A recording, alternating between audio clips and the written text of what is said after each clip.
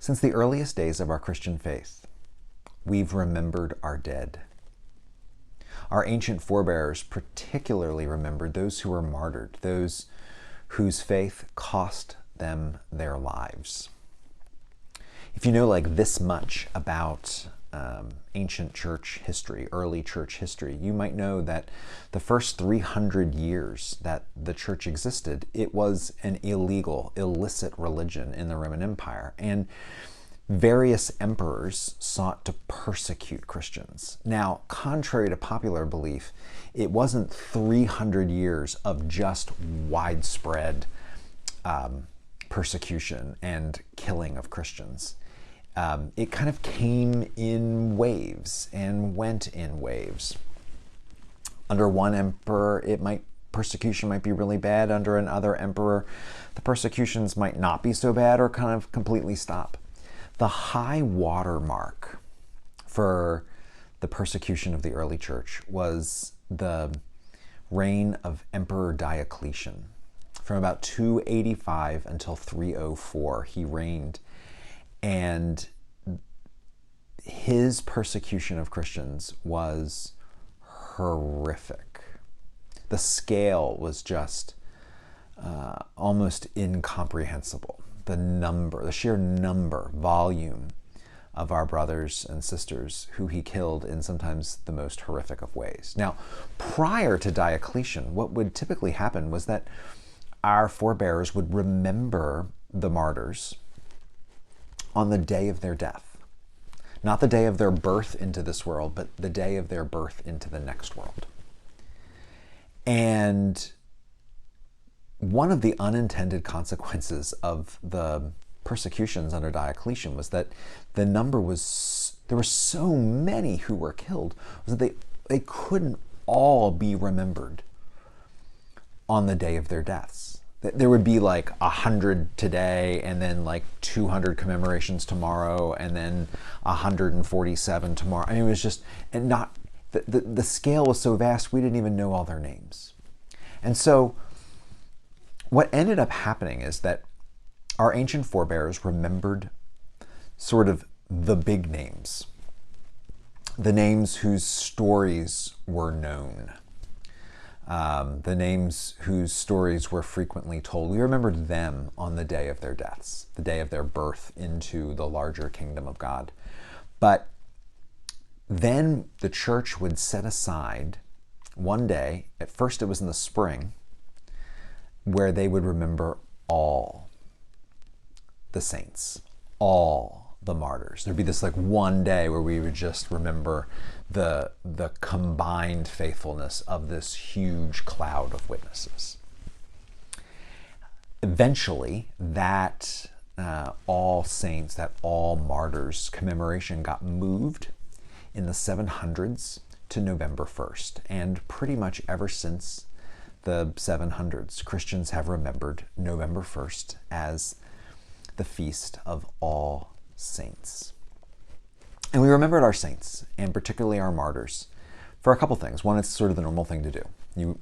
People that means something to us, we remember them on their birthdays, we remember them on important anniversaries, but we especially remember them on the day of their death. It just happens. I mean, every December, on the anniversary of my dad's death, like, it doesn't matter what I'm doing or where I'm at, I go, oh, yeah, I can't believe it's been that long. I can't believe it's, today's the day. One of the other reasons is that people were grateful for their witness.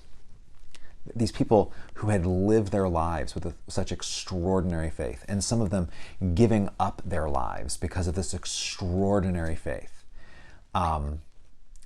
There's a measure of gratitude there. I mean, one of the intended consequences of the persecutions was that the emperors wanted to wipe Christianity away. But one of the things we know is the worse the persecution, the more people followed Christianity, the more people joined. It was like these people, they saw these people pay for their faith with their lives because of Jesus, because of their devotion to Jesus. And people looked at that and said, oh my gosh, if that person is willing to go to their grave for this Jesus guy, then he must be pretty great. I want what they're having. I want in.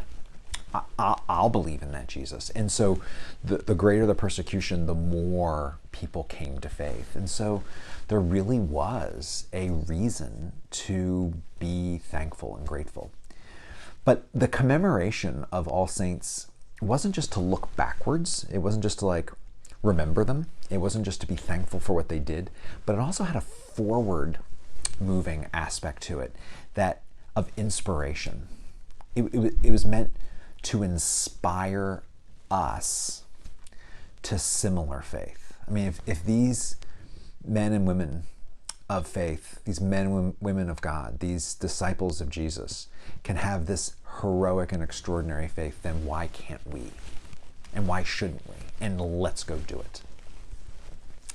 So that went on for a while. And then there eventually was a development where someone or some group of people said, after remembering all of like the big names and mostly martyrs, someone said, hey, wait a minute. And I'm sure they said it just like that. Hey, wait a minute. I mean, it's nice to remember the big names and the ones who like heroic faith with great stories. Man, that's good. It's good stuff. But what about Great Aunt Tilly, who sat with me in church every year for the first 12 years of my life? What about my grandfather that like told me stories of Jesus? What about my neighbor who lived a quiet life of faith that still inspires me? What about those people? I mean, it's nice to remember the heroes, but sometimes there are quiet heroes. What about them? And so November 2nd, November 1st is All Saints. November 2nd became known as the Feast of All Souls, or All the Faithful Departed, where we remember the whole family of God who has departed us. And of course we do that to remember them. We do that to give thanks for their life and for their witness. And we do it to be inspired. We do it to look forward and say, well, Great Aunt Tilly, my grandfather, great uncle so-and-so did these things. Now I'm going to go and do the same things or do similar things. I'm going to go and do for others what they did for me.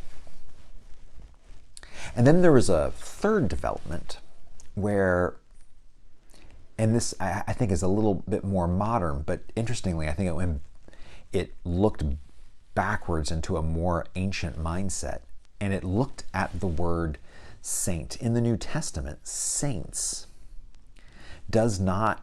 shows up several times, multiple times, but it doesn't usually refer to the dead. Particularly in Paul's letters, when he refers to the saints, literally the holy ones, what he's talking about are people who are just regular Christians. People that just, sit in the pews with us. He'll say, I'm praying for the saints in Ephesus. He's not talking about the dead people in Ephesus that have halos and play harps. He's talking about the people who are members of the church, of believers, baptized believers in Ephesus. Saints aren't just those who have gone on in ages past, but the saints are still among us. And in some strange New Testament Pauline sense of the word, you and I are saints. And that, if you think about it, it probably isn't as strange as it might sound initially, because don't you have saints? I mean, aren't there people that have inspired you in incredible ways? Aren't there people who still inspire you in incredible ways? Aren't there people who still show their faith in their lives in sometimes very simple but beautiful ways that like a pebble landing in a pond just shoots out in all directions with its ripples? I mean, don't you find that to be true? And so on this All Saints season, as we remember the big saints, and we remember the little saints, and we remember that we are saints and we are among saints. We do this to remember them, remember us, remember the calling that we have all been given.